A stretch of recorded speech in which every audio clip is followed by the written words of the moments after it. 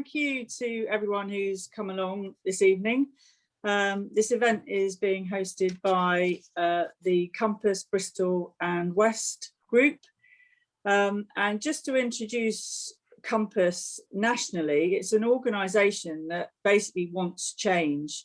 We're wanting to bring together progressive people and progressive parties to ensure that we can have a new kind of politics after the next election, and both locally and nationally. We want a more democratic, more sustainable and more equal society. So a big question for us is, can we overcome tribal loyalties and do what we need to do to work together to get a progressive government next time round? If we divide, then they, the Tories, conquer. So Compass's aim is for us to work together in order to stop that happening. Just a little bit of housekeeping. I'm sure everyone will, but try to keep it civil in the chat. If you have a question you'd like to ask later on, then please put that in the chat, but put a capital Q before it so we know it's a question and not just a comment. And also just a note to say that we are recording this event this evening, and so do turn off your video if you don't want to be seen. I'm going to hand over to Shona in a second, who is our chair, and we'll be interviewing the Labour candidate for the Metro Mayor, Dan Norris.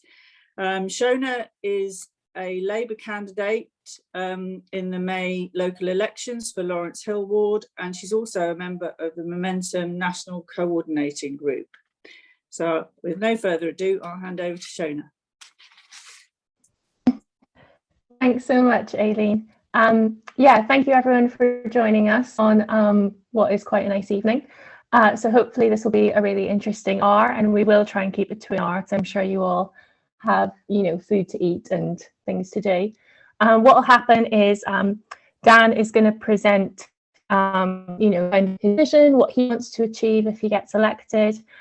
Then Compass have arranged some questions, which will take up about 10 minutes or so. And then we're going to open it up to the floor.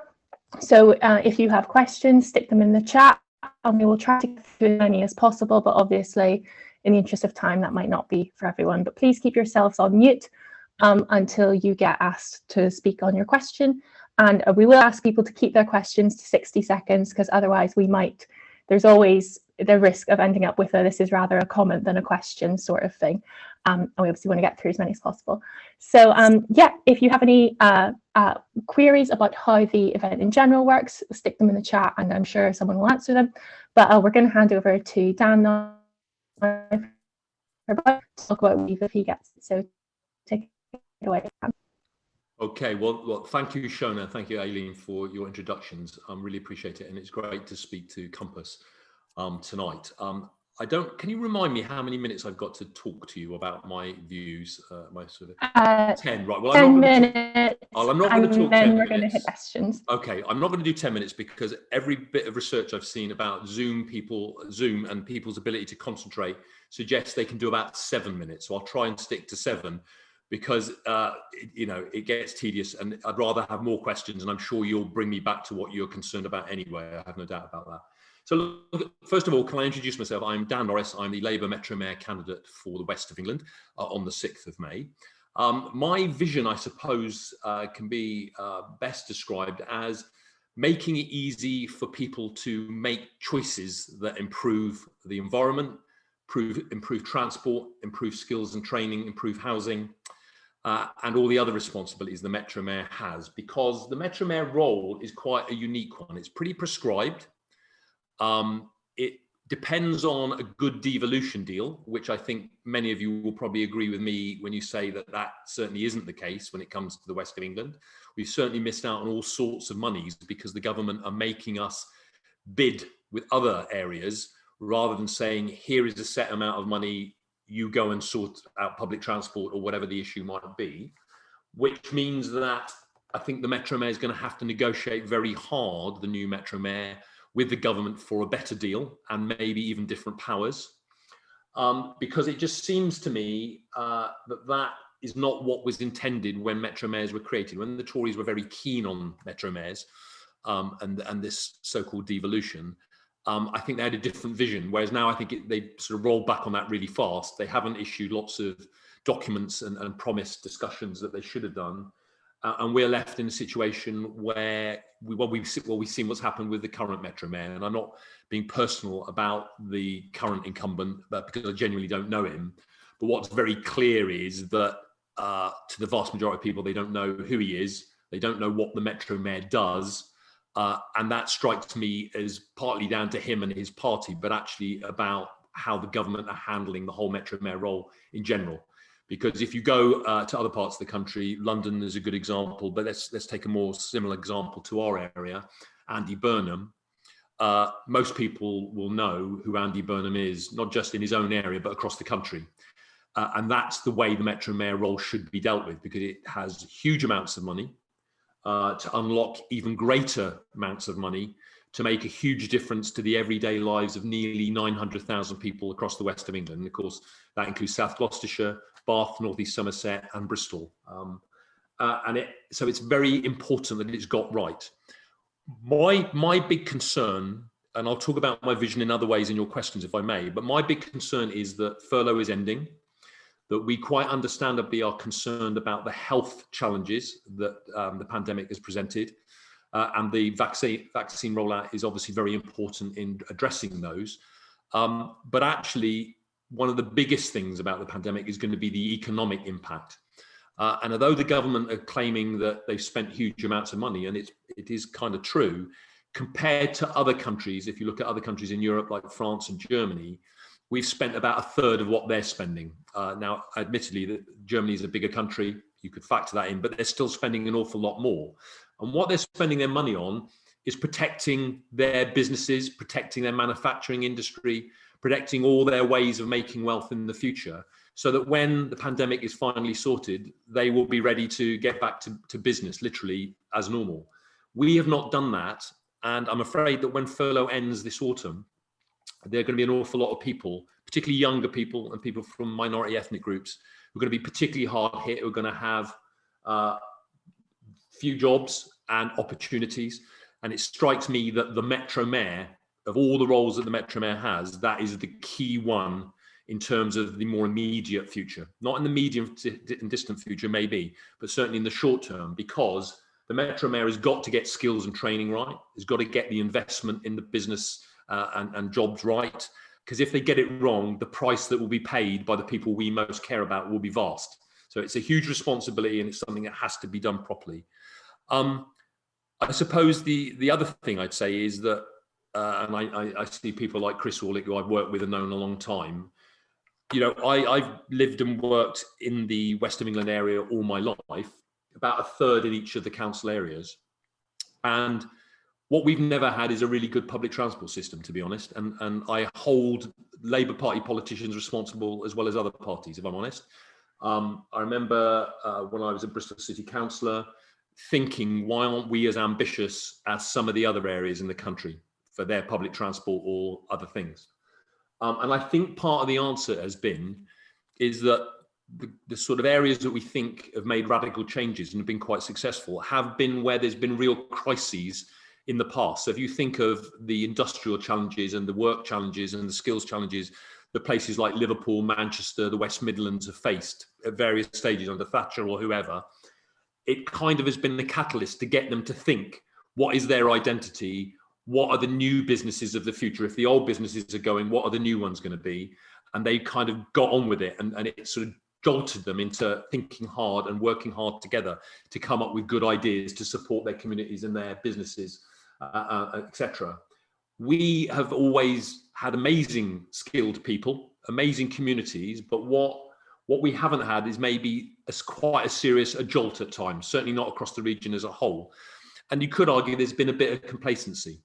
So my feeling is, and I conclude now because I'll hit my 7 minutes, my feeling is that we have not been ambitious enough in all ways, not just in public transport or housing or whatever, but always.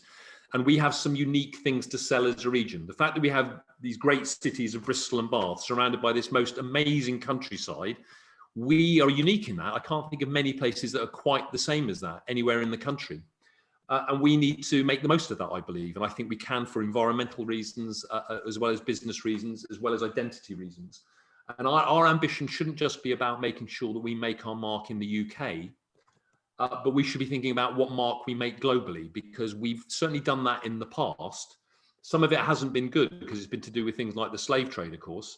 But what we need to do is make sure that future generations make as big a mark as past generations have in terms of our region on the country and the world. And so that's what I'm very keen to do. So I'm happy to take your questions, and then we can drill down to more specific things. But I think that gives you a sense of what I feel about being a local person and seeing not half of what I wanted to happen, and feeling that that was not inevitable. It could be changed. It could be different. Thank you. Okay. Thanks, Dan. And I can see lots of questions already coming through, which is great. Just a reminder that if you do want your question to be asked, please put it in with a Q at the front of it so we know to call on you. So we're going to go to the Compass preset questions now, which will take about 10 minutes or so, and then we'll come to the Q&A from the floor. So the first question from Compass is about UBI, Universal Basic Income. What are your views, pros and cons? What are your thoughts about trying to pilot? So I understand that the Greens and Lib Dems have signed basic income conversations pledges to explore UBI if elected, but that you haven't signed it yet. So what are your thoughts on that? Okay, well, it's quite simple. I'm very keen on exploring a trial for sure. There's some very interesting research around the world that I'm sure many of you are even more familiar with than me, where, particularly in Scandinavia, but elsewhere as well, where they've done some really exciting things and drawn some pretty good conclusions. It's not totally uniform. I mean, there are some places where it is deemed not to have been as successful as it might have been. But I think that what's wrong with doing a trial in the west of England? I got no problem with that at all. I'd be quite keen and excited by that prospect because, you know, some of you will know my background is in child protection. I was a social worker for many years in the west of England, in Bristol and Bath and Kingswood. And what I saw shocked me because basically people were being kept below what they needed to survive. And I always felt more optimistic than the people that I lived and worked with and things, that people could be inspired to shape their own lives if they had a basic minimum on which they could rely, so that it took away fear and then allowed them to use the energy of not being scared of the world, but actually to translate that into actions and sort of directions that would improve a lot of those individuals and their families and their communities. So I'm very keen on it. I'm sure there are downsides. I mean, I know that I've heard some of those downsides, but the truth is I'm not sure that we really know in this country whether it would work or not. And that's why we need to trial it, because I suspect each culture has its own unique take on it. But my view is you've got to trust people. You know, it's not, Britain has this vestige from the Victorian era where we have a sort of a kind of hypocrisy, really. It's almost like a poor law mental attitude, isn't it? But, you know, you need to have workhouses for poor people to get them to do anything, and rich people and middle class people need to get given more of the good stuff for them to be motivated to do it. And I just don't believe in that. And I think, unfortunately, those strong Victorian values still pervade our modern society. So I believe that actually, if you free people from fear and give them the opportunity to be themselves, they can do amazing things. So I would be very keen to trial this, and I'm quite happy to have a discussion with anybody about that. What I don't want to do is be fenced in as to what it should be. I would just be keen to have a discussion and get that discussion going, because what I want to be sure of is any trial, the findings that come out from it are robust and can be relied upon, so that you can make further arguments to bring about those changes if they turn out to be positive. So does that mean you're willing to sign the pledge? You'd have to remind me of the pledge. I would have looked at the pledge and there will have been a reason why I haven't signed it. It must be something that's vague about it, because one of the things that I have to say, if I'm very candid with you all, is if you've been a professional politician like I have for quite a long time, and you've dealt with some really controversial and sort of serious heavy-ended issues, what you are always keen to do is to be totally truthful with people and not imply that you're going to support something if you can't be certain you are. So I err on the side of caution, because I'd rather people said, oh, you did more than I thought and you delivered, rather than said, you let us down. So there'll have been something in the pledge that would have made me go, I'm not sure about that because I can't sign up to every bit. But the main thrust of it, I got no problem with. Okay. Someone in the chat has said that the pledge is to support a trial and that's all. So I will Well, that's easy then. let that be. Okay. That's easy. So, and I'm surprised that it hasn't been signed already, because if it just says that, that's not a problem. Great. Okay, we'll take that as a yes. Moving on, so electoral reform. Do you think our current first past the post system has any benefits, and would you support a move to a more proportional voting system locally or nationally? Well, I would have said historically the benefits of the first past the post system is you can get rid of people. And that's obviously a very important part of democracy. But when you have a House of Lords, you have an unelected second chamber, you don't end up getting rid of anyone, do you? Because they all go to the House of Lords. So actually, all the people that I was really glad to see got rid of in the Thatcher government ended up being in Parliament again, but in a different way. And I suppose that's influenced me somewhat. So I am much more inclined towards exploring proportional representation, or different forms of it anyway. But am I there yet? Not quite, but I'm getting quite close. As I see that anything that the Tories do tends to help me know what the right thing is. And as I see that they're trying to stop the current voting system for the Metro Mayor applying to the next Metro Mayor election, as in 4 years' time, that suggests to me that that probably is a good system. So I'm certainly inclined to explore that. What I would definitely push for in the Labour Party is for us to review it and look at it again. And I'd be fascinated to see what people say, because time moves on, nothing stays still, and you need to be at the cutting edge on these things. But I am certainly happier to embrace it. And I'll be candid, why I haven't in the past is because when I've been successful in politics, there have been such huge majorities for Labour that we've been concerned about doing things that change people's lives rather than worrying about voting systems. Maybe we were naive, maybe we were foolish, I don't know. But it has changed me. So I am willing to embrace that. I'd like some really good people to look into it through the Labour Party, people that I could respect as well as others, so that I could really think about the ideas that are there. Because it does seem to me that the current system is wrong, and it's all about what is the better system. And I think the jury's out on that. We probably each have our own views, but I think we'd all agree that the current system isn't good. Great, thank you. Third topic from Compass, Progressive Alliance. Are you willing to work with other parties on common progressive goals, and how would you see that working in the West England? Yeah, well, I'm happy to work with anyone. I mean, I'm a politician who's had to do that by necessity, because my constituency of Wansdyke, now no longer in existence, but basically the North East Somerset seat, I've had to work with everybody in order to stay the MP for 13 years, because it was always highly marginal. So not working with others would have been suicide. So that is how I function. It's also how I've worked in other jobs. So when I was in child protection, I had to work with lots of agencies and lots of people. Cooperative working is really important. So that is something I'm very happy to agree to do, because it's how I would be doing things anyway. Great, thank you. And final topic from Compass, a Green New Deal. How committed are you to implementing a Green New Deal like that proposed by the cross-party parliamentary group? And what would your ambitions be for a West of England Green New Deal? Yeah, well, in some ways, I don't think the Green New Deal goes far enough, because I think it doesn't recognise sort of local challenges. And we have particular challenges in our region, I think. But in the end, I know from having been an environment minister, the real thing that matters with the environment is that you are able to make it, as I said in my opening remarks, as easy as possible for people to change their behaviours in a way that you require for the environment. And by the environment, I mean more than just climate change. I also mean the wider environment. So, animal and plant species are, going at an alarming rate in our region.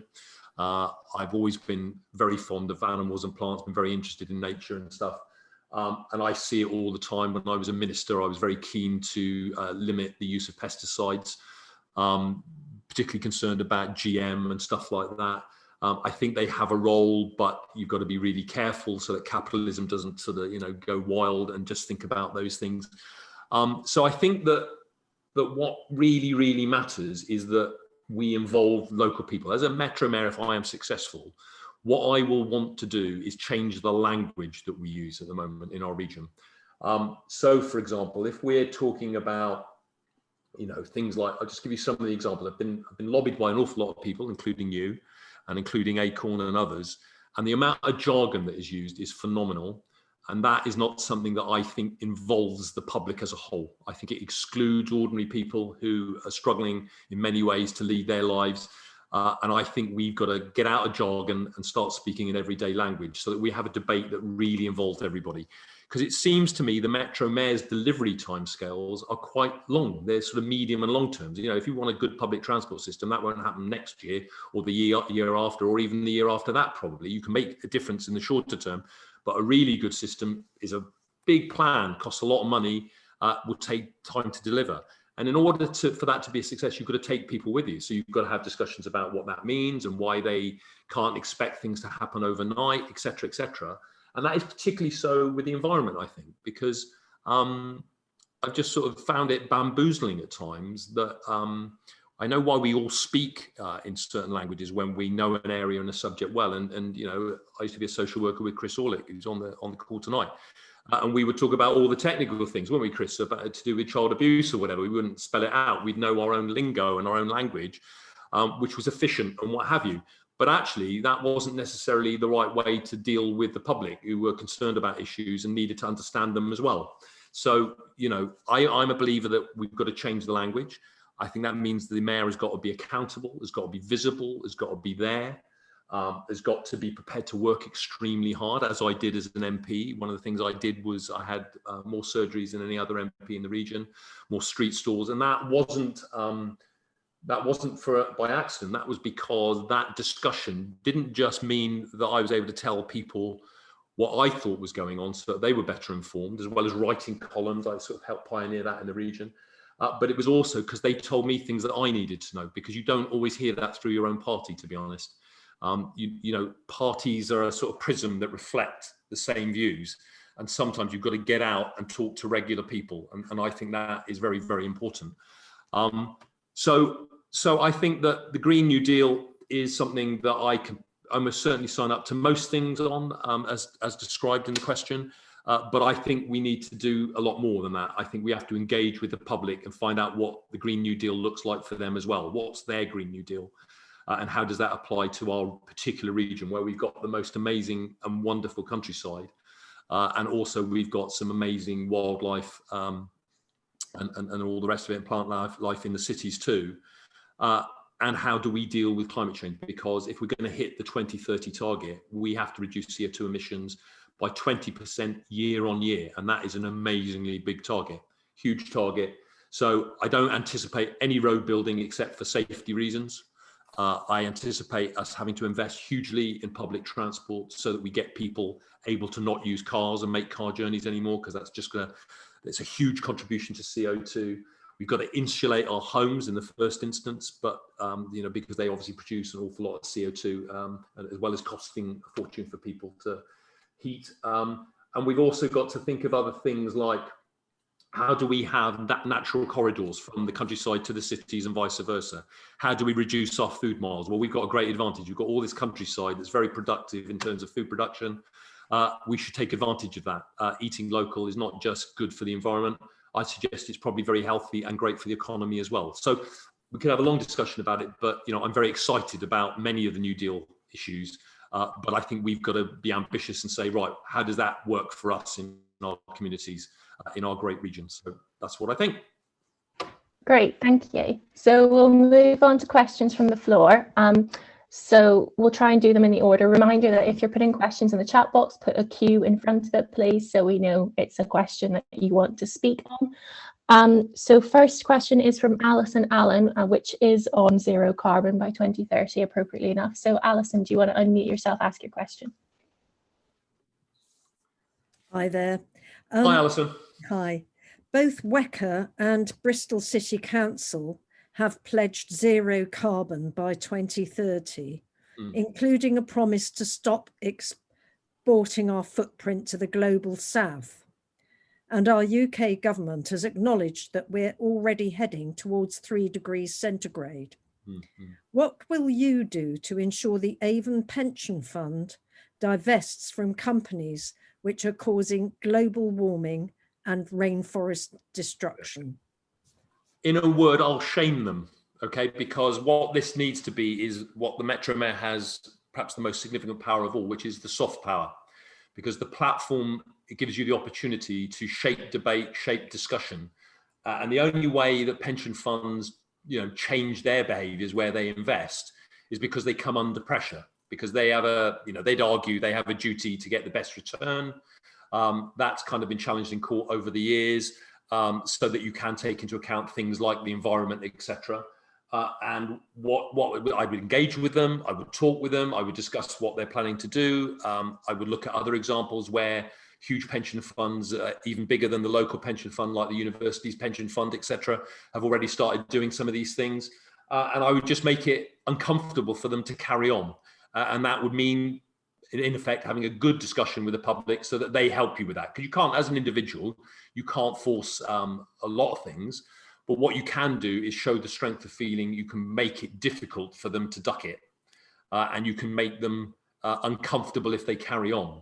And you can point to good examples of where investment behaviours have been modified in a good way. And actually, what you can also do is remind them that those investment decisions are often the best decisions for returns anyway, because those companies and pension funds that have gone into oil haven't actually had good returns anyway, as it happens, or coal. So, the future is changing, and it is about going into sustainable forms of energy production, for example. And actually that gets you the best return. But you have to have that discussion, you have to have that debate, you have to point to good examples. It's like, how do you persuade anyone? It's a bit like courtship, isn't it? When we were all looking for partners or are looking for partners, we try to make a case and we persuade and we influence and we say, look, this is a better way of doing it and this is the best way to be. We don't act horribly or badly, and that's how you've got to be with the pension funds. But they need to know that at the end, if they're not changing their behaviours, it'll get uncomfortable for them. And I think that's all we can do, because the West of England Metro Mayor doesn't have direct power over the pension funds. It's a great shame, because if it was that simple, I'd certainly do it. Okay. Thank you. Joe Sargent. Joe, I know you've asked a few questions in the chat, so if you want to squeeze a couple into your slot, that's okay. Joe, you're on mute, I think. Yeah, I know. No, we all get caught out, Joe. I do it a lot. Yeah, indeed.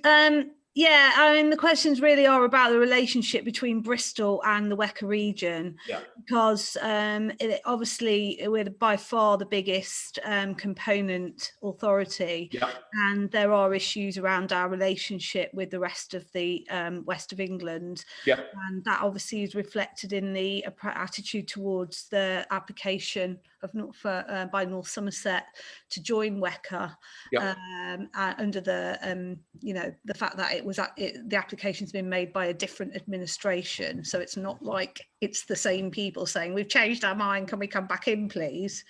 And the Bristol Mayor's attitude to not wanting North Somerset to be part of WECA because he claims that there isn't enough money to go round, even though that money was, however little you think it is, was meant to be for the four.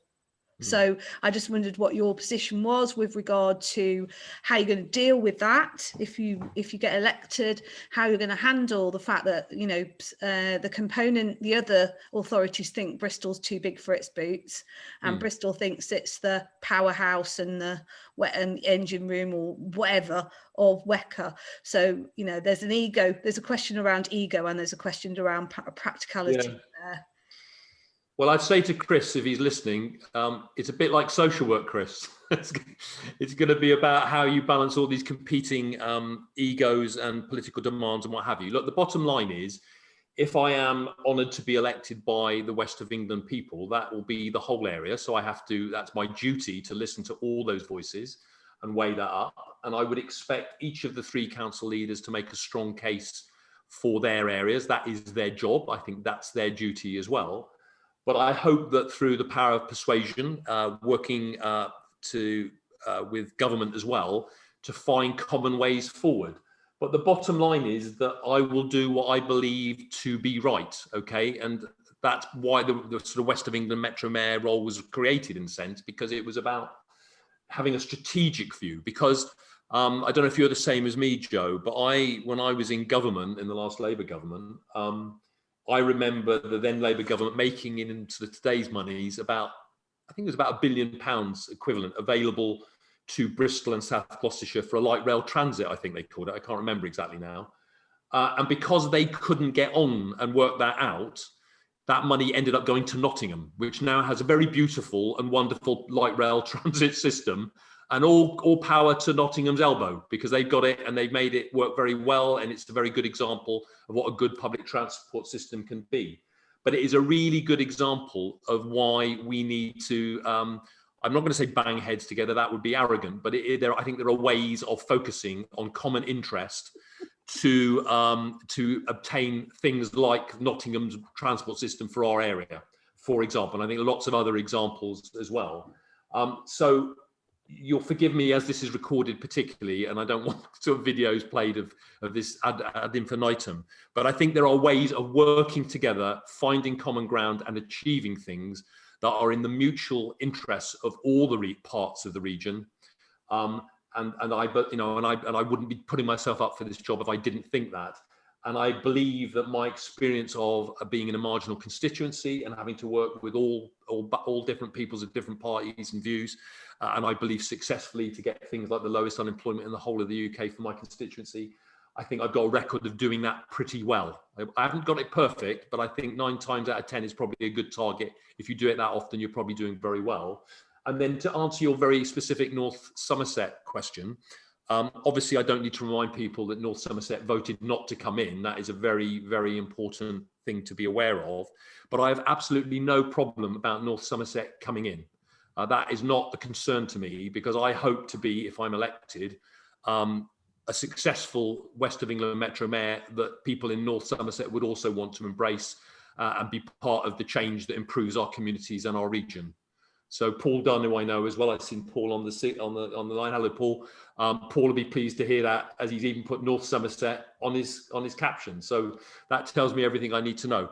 But look, I'm more ambitious than that, actually. I believe we have to cooperate beyond the 3 council areas and North Somerset anyway. I think we have to have working relationships with our immediate neighbours like Swindon and Exeter and Plymouth and Cardiff, and going down to Frome and Glastonbury and all those areas where getting a kind of cooperation is really important to having good public transport systems, or planning housing that is really sustainable and good quality and affordable.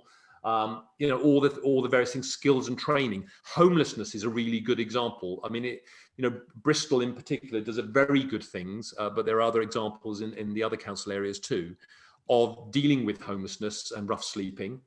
But what I've often been frustrated by is some of the council areas beyond the WECA area, and I hate the word WECA, by the way. I think it should be West of England. WECA sounds a bit like a sort of massacre in Texas, I always think, rather than what it should be, the West of England. So that needs to change as well. The name needs to change, which I would be keen to do if I'm elected. So what was I saying? I think I've lost my thread. But anyway, I'm keen to homelessness. Lots of people who rough sleep come from outside the West of England area who end up getting support in the West of England area. So we need to coordinate much further afield. So what I'm saying is that our ambition shouldn't be about keeping it to the 3 council areas. Our ambitions should be about taking it further. And I believe politicians are there to make tough decisions. And I think they're there to see the best in people. And I think they're there to be ambitious and to drive change forward, provided that they're sensible in their consultation when they make those decisions. So I think it's a very exciting role with great potential, but it certainly hasn't been used in that way in the last 4 years. And I don't know about you, but I'm pretty angry about that. When I hear that the current Metro Mayor has not used half of his high street funds with many millions in it, when our high street shops have never had a harder time in their history, I just think that shows how out of touch they are. Or he is, or they are, or whatever. So I think there's lots to be done. And I'm very keen to do it, and I hope that you will help support me to try and achieve that objective. Okay, thank you. Next question is from Tarisha. Tarisha, I apologise if I'm pronouncing that wrong. Please go ahead.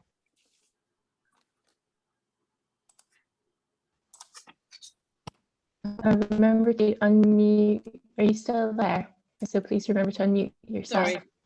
Hello, Dan. You are right. Oh, yeah. Hello, Dan. Hello, Tarisha. So my question is about Bristol Airport expansion. Yeah. And as you were talking about working relationships, good working relationships and cooperation. Yeah. And that's been shown through North Somerset councillors not allowing that expansion to go through, and then Bristol councillors and Baines councillors all agreeing as well that they didn't want expansion in the south, in the WECA region. So just wondering what your opinion is on the expansion. I'm very clear about this. I'm very comfortable with this. I've spoken to the chief executive of Bristol, who's Bristol Airport, who's less comfortable with this. I'm against the expansion at the moment. Okay. My view is very simple.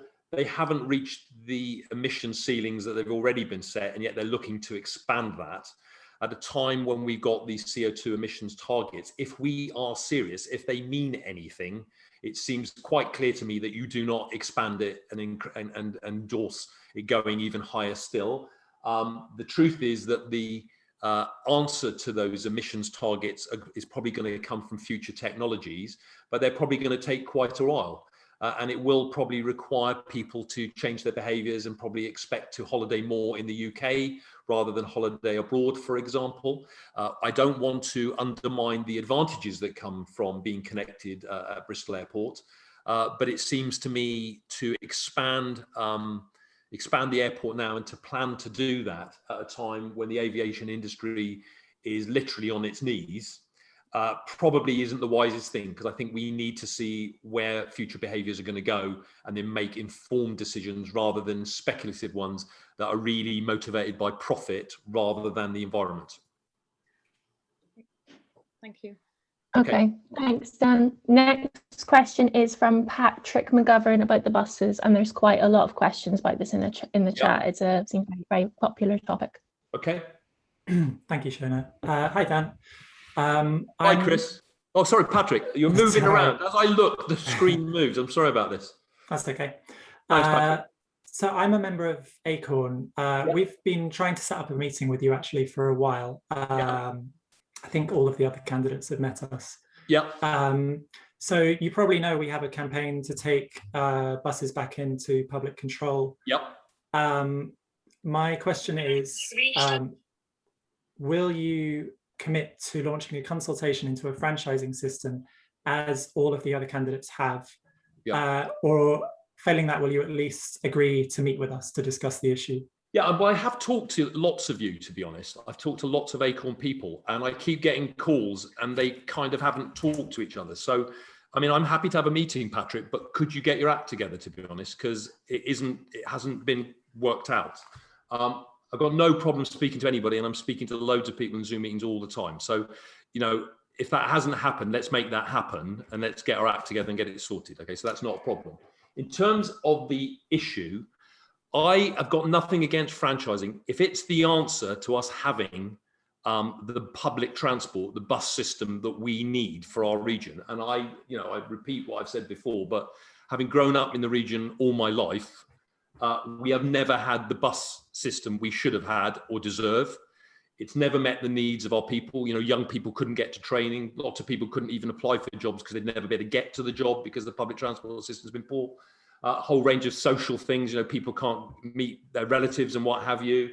Not everybody can afford a car or wants a car, and we don't want to have people getting more cars now at a time when we're trying to hit CO2 emissions. So, you know, it does strike me that we've not been served well by all politicians of all colours over the last 50 years or so, probably since the Second World War, in terms of this area. And I'm absolutely determined to do something about it. But the reason that I'm not signing your pledge at the moment is because I'm going to do whatever it takes to get us that good public transport system.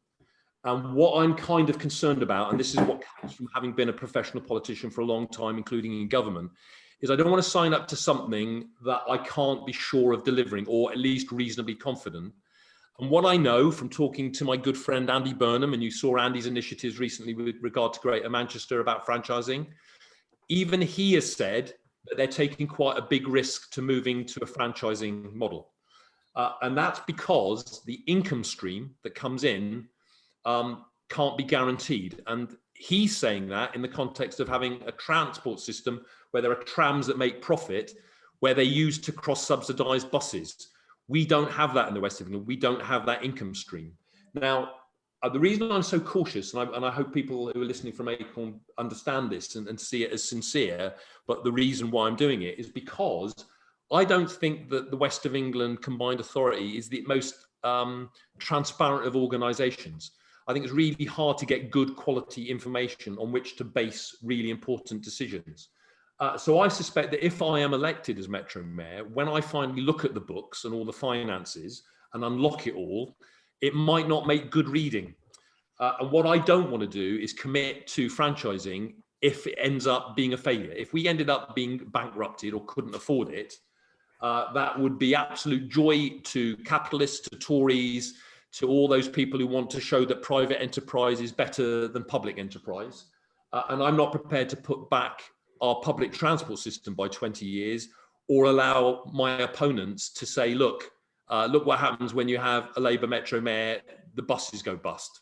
So that's why I'm so cautious, okay? But if you can also hear the other side of that equation, if franchising is the only way, if it turns out when I look at it, if I get elected, it is the only way, then I will want to, be making an informed decision that minimises the risk of it going wrong. And if Andy, my mate, my former MP and ministerial colleague, is saying with quite significant caution in what he said recently in the last few weeks about what they want to do there, we are going to be even more in a difficult position because we don't have those income streams that Manchester has. So it does need looking at in great detail. But anything that gets our buses going, and that includes public ownership if necessary, but whatever it takes, I want to do. But I don't want to get into a position where I promise something where hand on heart, I can't say I can definitely deliver. Because do you know what? That would be dishonest. And I don't think any of you in truth would want me to be dishonest. Could I follow up on that? Yeah, of course. So, sorry. Make it quick because we're running out of time. So we're not asking you to say that you'll implement franchising. We're just asking you to commit to launching a consultation, and there's a deadline for that by the end of June. Also, I can give you a contact. I can give you a contact number for someone to talk to, if you would like. Well, I would want to consult myself if I became the mayor. And I'm not sure that June is going to give me enough time if I become mayor to make the informed choices that I'll need.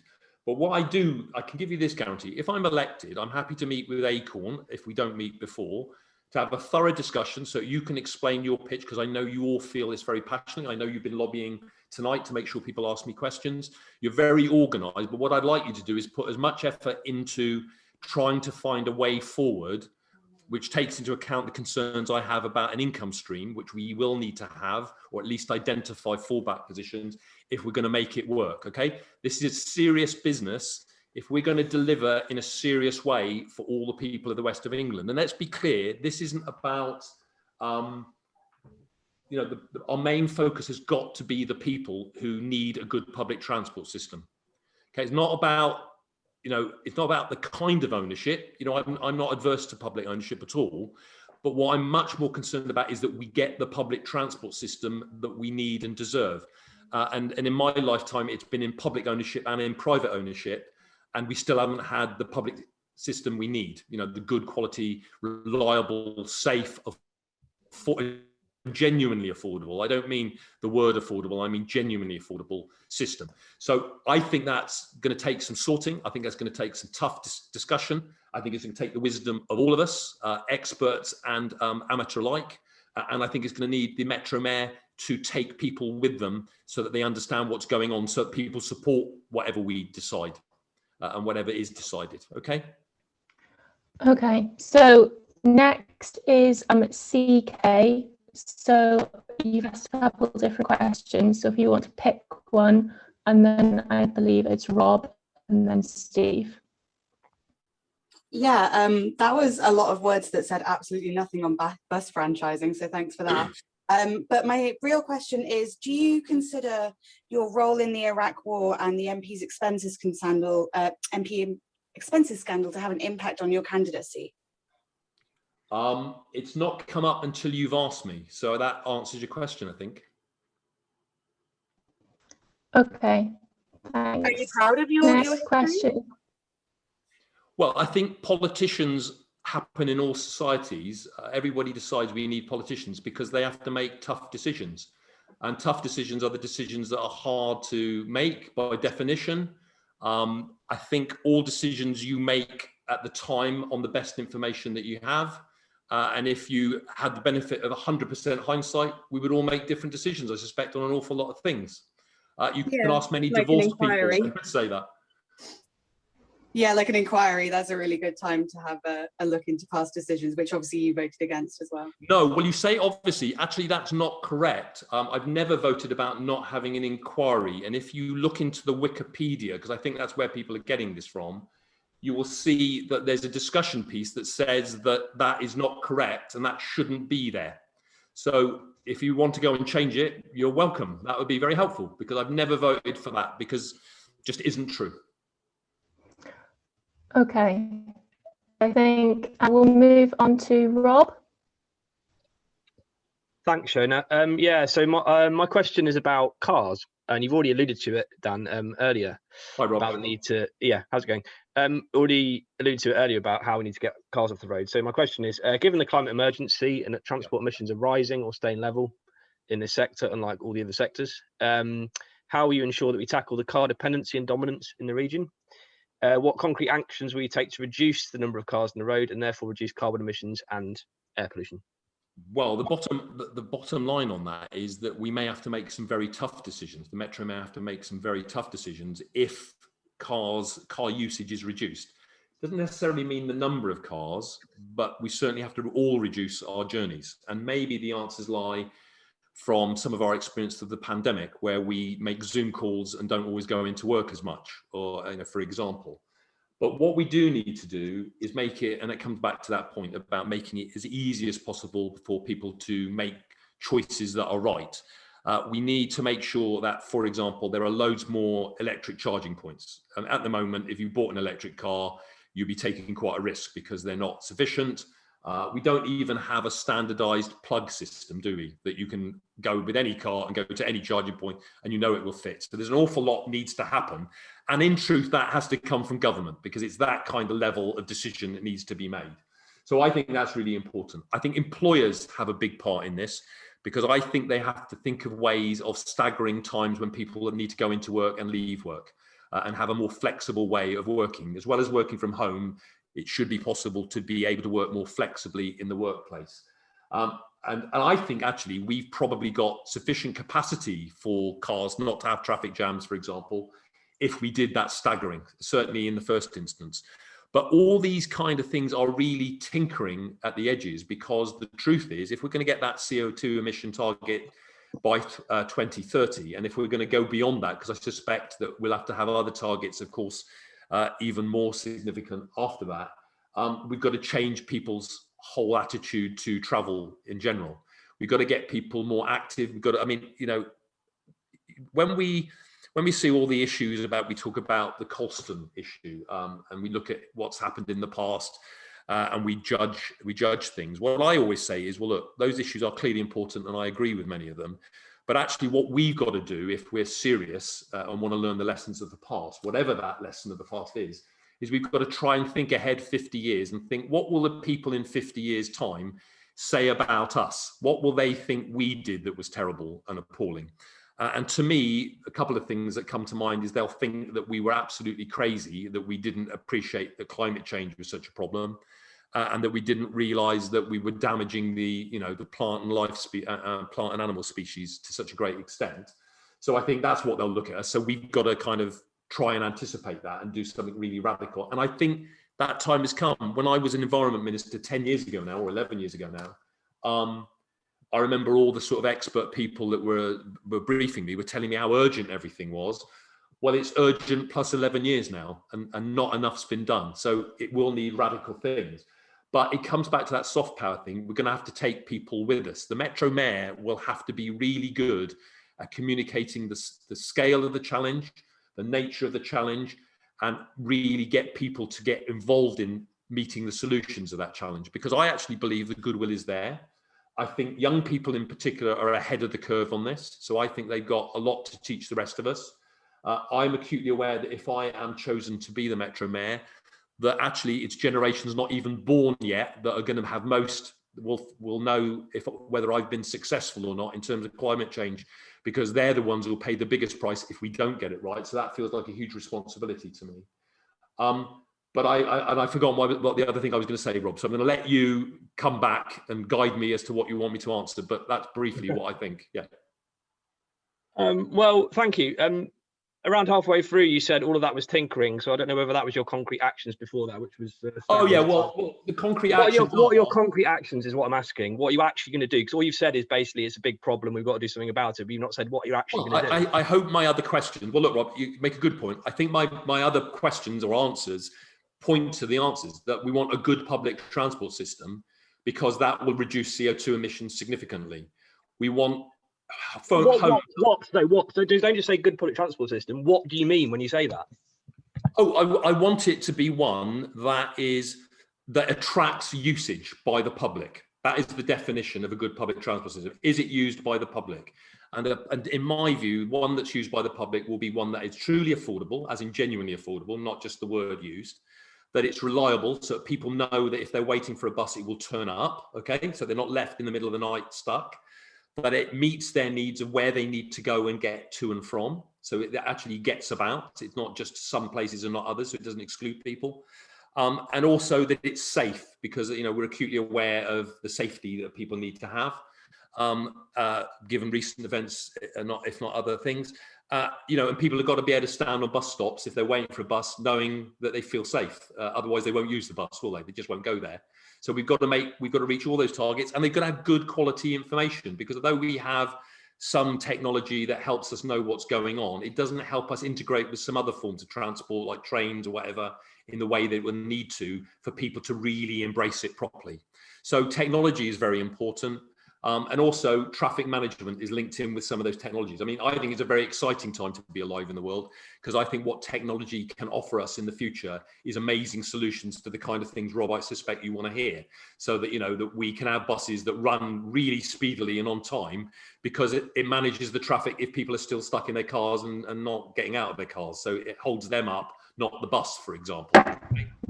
Okay. I hope that helps a bit, Rob. Right, we've got one more question, so I'm just going to move on. Then we're going to have one more question before Compass wrap up and explain a bit about the voting system. So Steve Benison, I believe you were next, and apologies to everyone who we didn't get to. I know this is going to be just a tricky question, and it might be a bit of a downer to end on, but ask it anyway, Steve.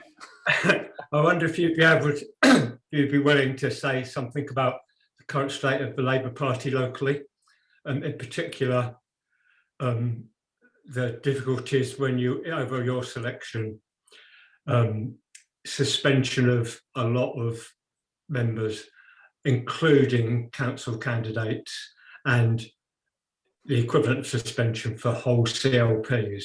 Yeah. I know it's not. You don't run regional office, but it's a big issue for a lot of local Labour Party members, and I think it's a cloud hanging over this whole election. And do you think it's going to have any effect on your election prospects? Do you think has it helped or hindered or? Well, that's all really. It's okay to say something positive. Steve, it's a great question, and I'm afraid I can't answer it, because no sensible Labour candidate would ever answer a question like that in the middle of an election campaign, when their opponents who can see this recording would make hay and make it difficult for the Labour Party. Because my first duty is to win for the Labour Party. While I have, you will imagine, strong opinions about the things you've mentioned, I am not alone. I am a Labour Party member too, but you would understand, I'm sure. I admire your courage in asking me it, and the fact that you think I'm not a good enough candidate to fall into that trap. But look, I'm not going to answer that. Winning for Labour is my job. I am determined to do that. I think that we are on course to do that, as long as we earn the trust of the electorate and show that we are serious. And we don't take them for granted, which I think is exactly what we're doing. I think we're showing what we're about. I think people are considering the Labour Party in a way that they haven't done for a little while now. And I'm pleased about that, because you will understand that I've been around the block a little while in local politics and others. For the Labour Party, I've been a candidate, many times for a long time. There are always internal issues, I'm afraid, like this, and contentions. But what I've always learned from that is that my enemy, my challenger, is always the Tories, and I'm determined to fight them and beat them at every opportunity. So I hope that answers your question in as much as I can in an election period. Okay, we'll wrap up the Nice try, Steve. there. And I apologise to everyone we didn't get the questions to. If you write in your questions to Dan's campaign team, I'm sure they will do their best to get back to you on them. But I will hand over back to Compass. I'm just going to share my screen to just go through a little bit about the actual voting method for the mayoral, regional mayor elections. So just bear with me while I share my screen.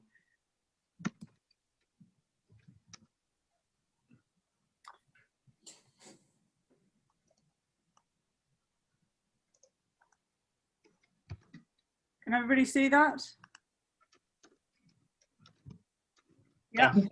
Okay, so the actual regional mayor and the Bristol mayor and the police crime commissioner are not actually your normal just one cross against each, like they are for regular councillor voting. I've gone on the wrong side. So in the election, you can vote for 2 candidates in order of preference. If one candidate gets more than 50% of the vote, then they'll just get straight through. But if no candidate receives more than 50% of the first preference votes, the top 2 go forward to the final count. And any other candidates who are not in the top 2 are eliminated. And therein lies a tale about how your next vote, your second vote, can be wasted. To make your vote count, we're suggesting that you first choose the candidate that you want, and for your second choice, that you choose someone who you think also stands a chance of making it to the top 2 and is acceptable to you. So our message is, first, choose with your heart, and for your second vote, choose with your head. This is what the actual ballot paper will look like. So rather than getting 1s and 2s, you get 2 columns. And in the first column, you mark an X for your first choice, and in the second column, you mark an X for your second choice. But basically, if your second choice is for somebody who doesn't make it into the top 2, it will just end up in the bin. So you might really, really want to vote for somebody, but if you really think they haven't got a chance at all of being in the top 2, that second vote will not get counted. In the last election, the scale of that problem was quite large. 56% of second votes were not counted, and that, over half of the electorate. So we're urging you to use your first vote with your heart, but really think a bit more, and for the second vote, vote with your head. We have graphics on this on our YouTube channel. So if you search for YouTube Compass Bristol and West, there's a little video that will go through this for you again if it didn't quite make sense. But the real message is, please think about this before you arrive at the polling station, and really, really think carefully about where you cast your second vote. Last time around, that cost us dearly as progressives. We had a candidate from the Labour Party who came in a fairly narrow second, and unfortunately the second preference votes didn't make it through to support her over the line, and we ended up with a Tory candidate, which is the worst situation, I think, for all of us, unless you're an extreme revolutionary, I guess. So I think the key message from us that we wanted to wrap up with is, spread the word as far as you can. Your first vote is very much with your heart. Your second vote is very much with your head. if you don't want a Conservative, because divided, they rule us.